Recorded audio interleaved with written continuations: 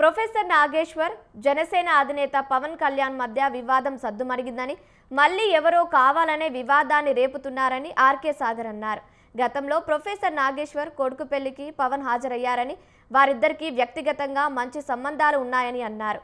Professor నాగేశ్వర్పై నమోదైన కేసుల విషయంలో ఏపీ నుంచి పోలీసులు వచ్చారనేది అవాస్తవమన్నారు. ఏపీ తెలంగాణ మధ్య చిచ్చు పెట్టొద్దని విజ్ఞప్తి చేశారు.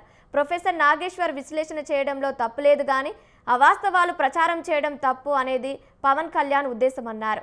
తెలంగాణపై పవన్ కళ్యాణ్కు అపారమైన ప్రేమ, గౌరవం ఉన్నాయని ఆర్కే సాగర్ చెప్పారు.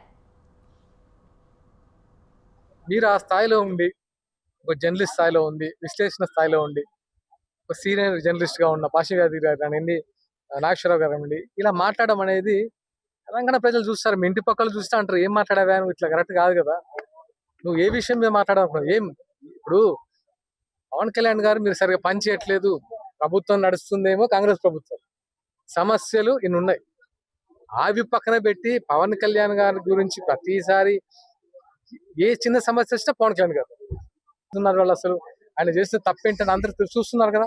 ఎవరు బెదిరించారు? పవన్ కళ్యాణ్ గారు బెదిరించినట్టు మీకు ఆయన ప్రూఫ్ ఉందా? ఆయన ఎంత సౌమ్యంగా మాట్లాడారు, అని నా మీద ఎందుకు ఆయన బాధపడుతున్నారు? ఎందుకు? వాళ్ళ ఇంట్లో వాళ్ళ స్వయంగా వాళ్ళ ఇంటికి పెళ్లికి వెళ్ళారు. పవన్ కళ్యాణ్ గారు అపాయింట్ దొరకడం కష్టమైన రోజుల్లో ఒకరు వచ్చి మీ ఇంట్లో పెళ్లికి వచ్చారంటే మీకు ఎంత ఆయన ఇచ్చిన గౌరవం ఇచ్చినట్టు, అంటే మీ గౌరవం ఏమైంది?